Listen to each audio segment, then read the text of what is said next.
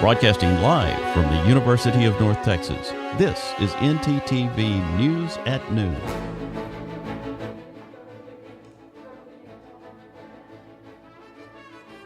The president arrived at the Supreme Court for hearings on his executive order to end birthright citizenship.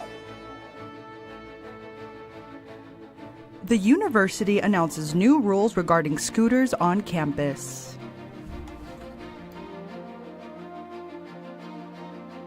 And a high-level federal official says he was teleported to Waffle House.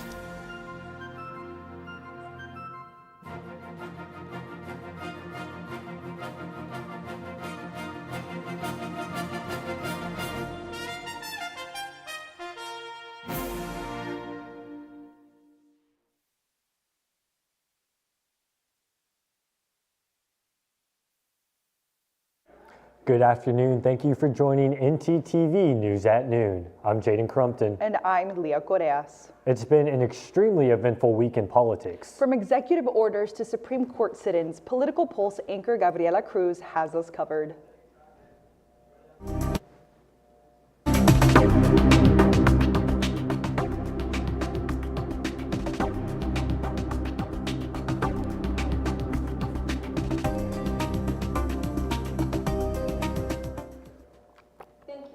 This afternoon, a historic moment and at the Supreme Court and a major legal battle over birthright citizenship. President Donald Trump is breaking precedents, becoming the first sitting U.S. president to attend Supreme Court oral arguments.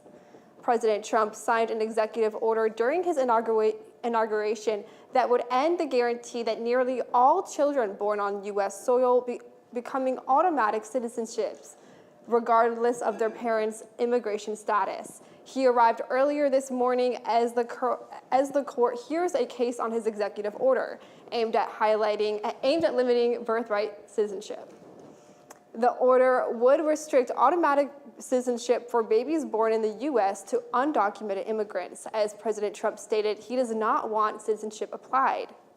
But the 14th Amendment explicitly states, quote, persons born or naturalized in the United States and subject to the jurisdiction thereof are citizens of the United States and the state wherein they reside. The Trump administration argues that jurisdiction could give the president some room to interpret that law differently. Outside of the courtroom, protesters are pushing back, saying that immigrants contribute and deserve protection in this country, not restriction. Critics say that changing birthright. I think that we're a country of immigrants. Everyone is. And so if you were born here, I do believe that you have the right to be an American citizen. And I was saying to my kids on the way here, we were here visiting from DC, to see all the sites, is that all the immigrants that come here, they don't come here for kicks and giggles. They come here because they all sacrificed something and left something, either something really dangerous or poverty. And so it's not for fun. You're giving up something to become American citizens. And I think that if they take that sacrifice, they should have a right to be here. Critics say that changing birthright citizenship could create legal and logistical challenges, including for United States families navigating documentation. For now, all eyes are on the Supreme Court as this decision could redefine what it means to be an American citizen. I'm Gabriela Cruz with NTTV News. I'll now toss it back to Leah and Jaden at the desk. Up and down, the weather has been pretty crazy, but I think it's finally starting to feel like spring. Yeah, I'm a little worried about being rained on tonight, but for the most part, it has been pretty nice. Let's check in with our weather anchor, Katie Muncie, for that report. Katie? Yeah, guys, I have to agree. I'm really loving this spring weather. Our right now,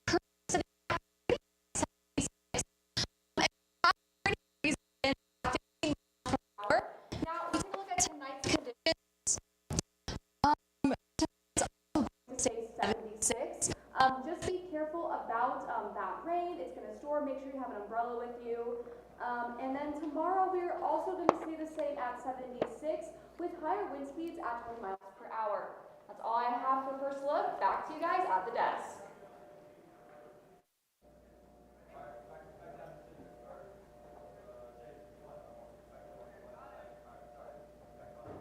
President Trump's approval rating has dropped to a new low. According to a CNN poll, only 31% of Americans approve of Trump's handling of the economy, while roughly 2/3 say his policies have made conditions worse. This frustration is largely driven by rising costs, including gas prices, which have now reached $4 a gallon nationwide. Only 27% approve of how he's handling this inflation, a sharp drop from nearly 50% just a year ago. Even among Republicans, approval is slipping. 3 in 10 say his policies have worsened the economy. Overall, about 3/4 of Americans say the economy is in poor shape, and most expect it to stay that way over the next year. And on that note, Americans in North Texas are feeling the impacts of rising gas costs. I spoke to a few members of the North Texas community to see how they are handling the changes. $3.89. This is the current gas price most people see when driving around North Texas. I spoke to a student currently studying at the University of North Texas to see how the increasing gas prices are affecting her and students alike. The gas prices have definitely had a bigger impact on my life than I was expecting. I've had to reduce my work week to 3 days a week, and then between driving there and then driving to class, with the gas being almost $4, it just feels like a lot bigger of an expense than it should be. I definitely think that commuting is becoming unsustainable for a lot of students. UNT does offer options like the bus schedule and GoZone, but that still requires students to drive to a commuting pickup spot, and that can be unsustainable for a lot of them. The current price surges aren't just affecting students. The impact can be felt all over the North Texas community. I can say the current gas prices are affecting how I spend. There are fixed expenditures like rent, but in the more flexible expenditures is where I accommodate, for example, specific groceries, restaurants, and even beauty. I accommodate to what I need to prioritize in the moment. In the past, we would see prices of $2, $2.25, $2.50. Currently, though, we're seeing prices of almost $5. It has varied and impacted the current consumer and families all across North Texas. The change and increase in gas prices has affected people and their basic needs. Also, other sectors like transportation, it's all interconnected, so it really does affect the economy and our community. For North Texas Television, I'm Leah Correas.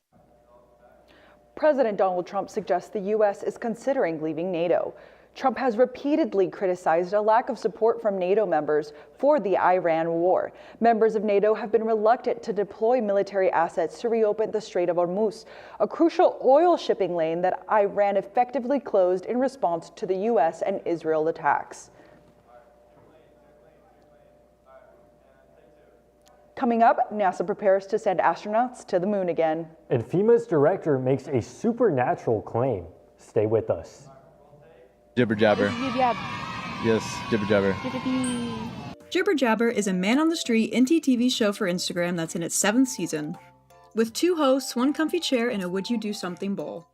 Pretty much the gist of our show is that we're going to be inviting UNT students, all of our lovely family over, and we're going to be talking to them. And when we run out of things to say, we're going to ask them, would you do something? I think we're ready to do something. Yeah. Fortnite son or Minecraft daughter?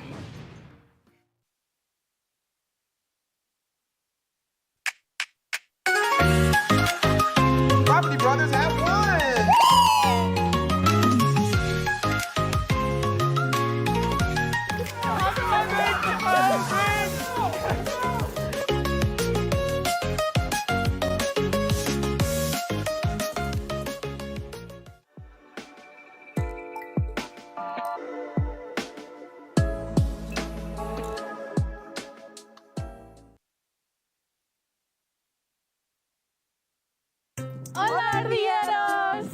We're NTTV's longest running Spanish entertainment show, and we're all about culture, creativity, and community in Spanish.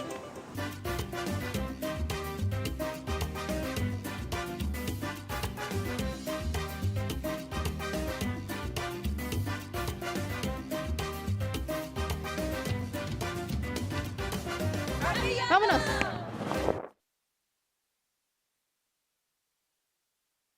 Welcome back to Late Night at North Texas. Late Night at North Texas. Late Night at North Texas. Color the world with peace and joy. Tell me, Diva, What's the T?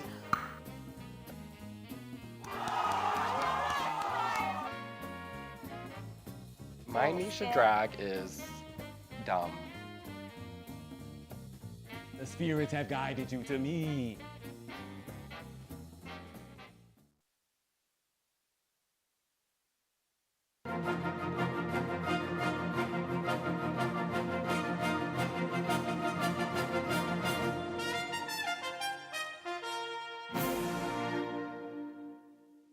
Countdown clock is officially rolling at Kennedy Space Center in Florida, where NASA is preparing to return humans to deep space for the first time in 50 years.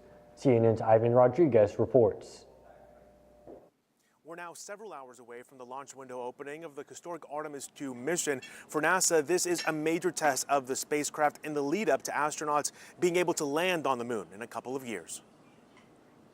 We are ready to go, the team is ready to go, and the vehicle is ready to go. After weeks of delays, NASA is finally set to launch a historic mission to send a crew of 4 astronauts on a Pathfinder trip around the moon and back. The crew includes Christina Koch, an engineer and record-holding astronaut who will become the first woman to venture to the moon. NASA's Reed Wiseman, a Navy test pilot and single father who will serve as commander of the mission. Victor Glover, a naval test pilot who will become the first black person to travel to deep space. And the Canadian Space Agency's Jeremy Hansen, a fighter pilot who will be the first non-NASA astronaut to join a lunar mission. The 10-day, roughly 600,000-mile journey will take this crew beyond the far side of the moon and deeper into space than any human has ventured before. NASA has billed the Artemis lunar program as a stepping stone for exploring deeper into the cosmos. It is our strong hope that this mission is the start of an era where every person on Earth can look at the moon and think of it as also a destination. For younger generations at the Kennedy Space Center Visitor Complex, the historic value is not lost. We're going back to the frickin' moon, that's why. We're sending a woman, a person of color, and a Canadian to the moon, and we're sending a manned spacecraft, the farthest we've ever sent. Weather is 80% favorable for today's launch, and fueling of the rocket has already begun.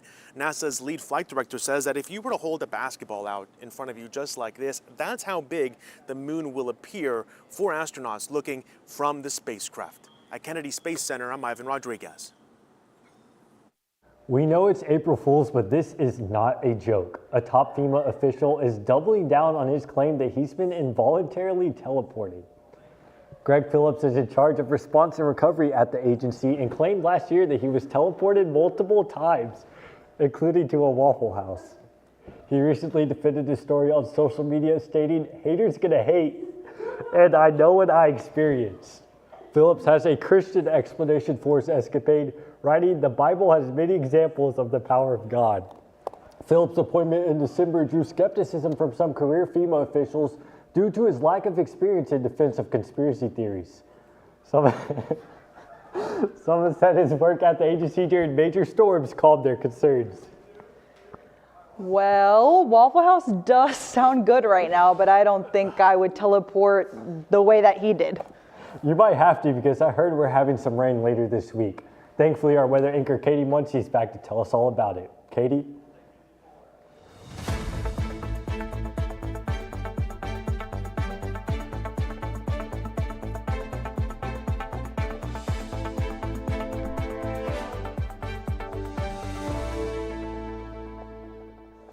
Guys, I wish I could teleport, especially to a Waffle House with this weather that we're about to have.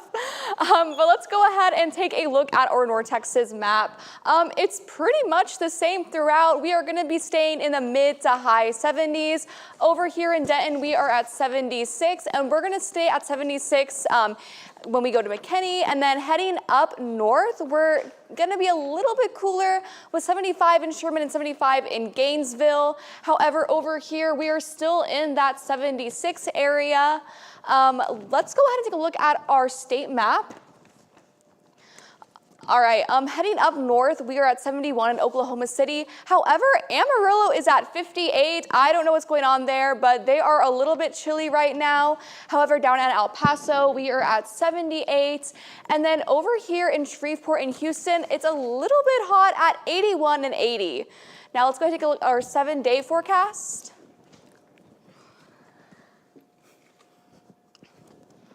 All right, we almost have perfect weather. Tomorrow we are gonna be at a nice 83 and we're gonna stay in that range on Friday. We can expect some clouds. However, on Saturday, it's gonna get a little bit chilly. It looks like we are gonna have some storms. We have a 96% chance of rain. So, I mean, teleportation would work really well for Saturday. However, Sunday, Monday, the rest of the week is going to look pretty good. We are going to be in the low 70s, and it looks like we are going to have pretty much clear skies the rest of the week. That's all I have for weather. Back to you guys at the desk. Thanks, Katie. Texas rapper Megan Thee Stallion has been hospitalized after becoming very ill in the middle of her Moulin Rouge Broadway performance. Megan Thee Stallion's spokesperson says she became ill Tuesday night. In a social media post, she said the musical stopped and later continued with an understudy. In more pop culture news, rapper Cardi B has scored another legal win. On Monday, a federal judge in Texas dismissed a $50 million copyright infringement lawsuit tied to her song called Enough or Miami. The case filed by two producers claimed the track copied their song Greasy Fry Bread and caused the duo reputational harm. The Grammy-winning Stars legal team argued the original song wasn't properly protected when the suit was filed. This marks Cardi B's second courtroom victory in recent months, after a jury cleared her in a separate assault case last year. When we come back, learn about how UNT is hitting the brakes on scooters. And a new month brings even more sports news coming up. I warned them that this was dangerous, but did they listen? No! I've been having these dreams. Welcome in. This is part of the process, Eric. I only want what is best for you. You want me to go on and on with the program until there's nothing left of me. We are one now. Our goals are the same. No, they're not.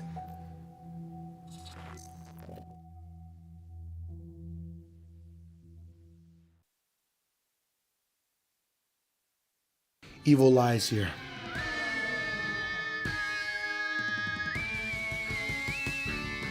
Go, go, go, go, go, go, go, go, go, go!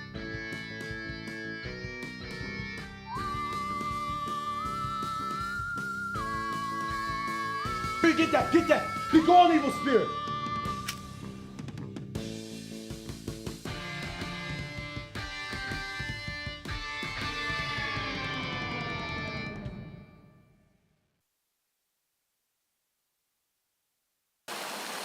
Willis Library, located at the University of North Texas.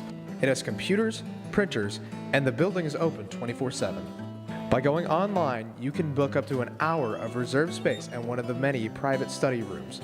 Many of them are equipped with whiteboards, a table, and a TV to hook up to your computer. Textbooks can be checked out for free with a student ID. They also have many of these in ebook forms. This is still a library, so always remember to be quiet and respectful of other surroundings, especially in certain places where talking is not allowed. For example, the 3rd and 4th floor are completely quiet.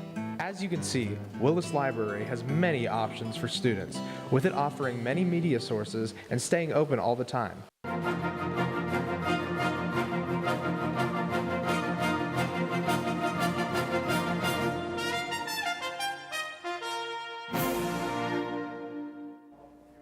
Leah, do you know how many times I've almost been hit by someone flying through campus on a scooter? Judging by your tone, probably quite a few times.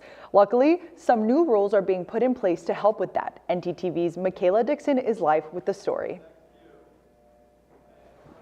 Thank you, guys. Getting to class on time as a student is one of the hardest things for me, I would say. But did you also know that it could be quite dangerous too? Maddie Holston was able to get 2 UNT students and tell their experience about unsafe riders on campus. What's the best way to get from one place to another? For college students, it's e-scooters. However, as this trend gains popularity, Deputy Police Chief Willenbrock says accidents will become more common too. There was 2 last year and 1 the year before that we reported to the state as being involved with a motor-assisted device. So that would be e-bike or a scooter. But I expect that as they become more and more popular, I would expect that would probably go up. And although these vehicle rates aren't high, pedestrian accidents happen all the time. Except people don't report these so there's no real numbers other than comments on Facebook, Yik Yak, Reddit, and other social media sites. And I just had an impact. I got hit by a scooter. Gabby was hit right behind me as she was getting off the Eagle Point bus in front of Honors Hall. Amelia, however, was hit from behind on a path right next to the UNT Union. The most interesting part, though, I was like, I just don't know what happened. Like, why did you hit me? How did that happen? And he was like, oh, you know, you weren't looking when you came off of the bus, and then he just scootered away. But the person didn't even stop either. They just kept going, and I just kind of picked myself up. Countless posts and announcements by police in Denton, on campus, or in the North Texas area explain the rules of riding e-scooters near pedestrians and vehicles. So riders should take more care, in operating in those environments, approaching intersections, be aware of the other people on the roadway. Gabby did file her complaint here at the UNT Police Department. However, they told her they couldn't identify the rider because of bad imaging and how common this incident is. I don't feel resentment. I just wish that everybody who has an e-scooter can just be mindful of others. The best way to stay safe is for everyone to keep your eyes up and head on swivel. NTTV News, Maddie Holston. If you're ever involved in a hit and run or any accident on campus, don't hesitate to call the UNT Police Department, or you can give them a call on their non-urgent service at 940-565-3000. That's all from me. Back to you guys at the desk. Thanks, Michaela. It's a new month, which means new sports action. That's absolutely right. With the Rangers getting back in action, the Japanese Grand Prix, and the Final Four, there's plenty to be excited for. Let's head to sports anchor Christina Roscoe to find out more. Thank y'all. Stay tuned after the commercial break for updates on the Rangers, Formula One, and March Madness.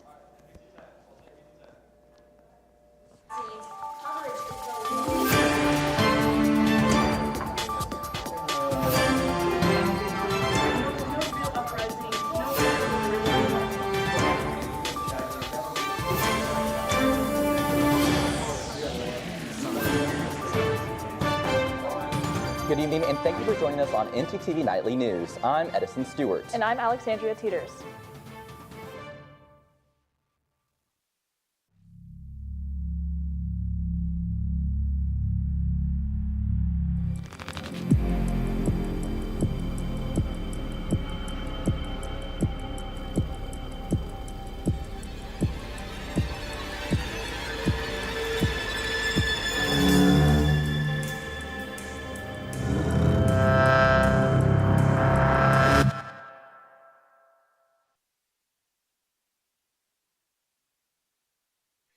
Don't get your hopes up. Is that it? That's it.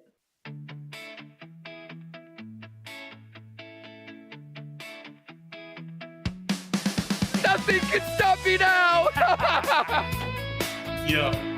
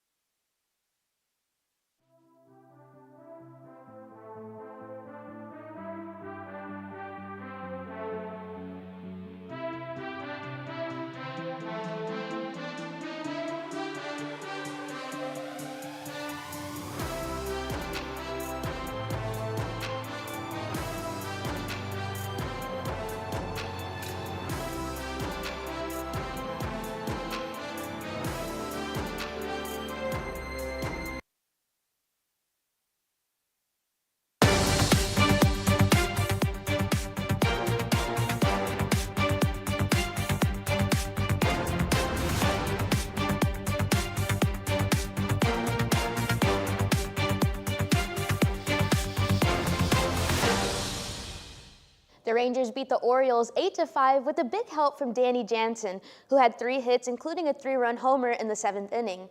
With Jacob deGrom's first start of the season, he allowed 3 runs and struck out 7 batters without any walks. Both Corey Seager and Ezekiel Duran went yard for the Rangers, and Cole Winn got his first big league victory in relief. The series is ending this afternoon, and Nathan Eovaldi is set to start for Texas, and hopefully we'll see a Rangers sweep. The Japanese Grand Prix took place over the weekend, and history was made for the young Italian driver Kimi Antonelli. He made his mark in Formula One as the youngest championship leader in history after his victory in Japan at 19 years and 7 months of age. He leads the championship at 72 points, with teammate George Russell trailing behind at second in the standings after his fourth place finish on Sunday. Oscar Piastri and Charles Leclerc finished on the podium respectively. Ollie Behrman had a huge crash on lap 22. He suffered a 50G impact and thankfully came out of the clear without any injuries. The incident has highlighted potential issues with the new 2026 regulations. There is a 5-week gap until the Miami Grand Prix after the cancellation of the Bahrain and Saudi Arabian Grand Prix due to conflict in the Middle East. The FIA has stated they'll use this extended break to review this new era of guidelines. And lastly, after a stunning buzzer beater victory of UConn over Duke on Sunday evening, the hype for the Final Four of Men's March Madness is at an all-time high. It is kicking off Saturday evening with number 3 Illinois facing number 2 UConn, followed by number 1 Michigan against number 1 Arizona. And for the Women's March Madness, we are getting an all top dog lineup with all number 1 seeds going into the Final Four. It'll start with South Carolina facing the reigning champs UConn, followed by Texas and UCLA to determine the national championship contenders. Thank you, and back to the desk. Thanks, Christina. Well, yeah, this is no joke. Businesses all over America have dropped April Fool's Day deals. That's right. Companies like Dunkin' Donuts hosted a lighthearted giveaway of 1,000,001 free hot or iced coffees, while others like Halls unveiled a new cough drop flavor called Grandma's Purse. Those, however, are not actually for sale. I was actually looking forward to that new Grandma's Purse flavor. Oh, I can't believe you got me. You got me so good. Thanks for watching NTTV News at noon. Join us again tonight at 6 and tomorrow at noon here on North Texas Television. Broadcasting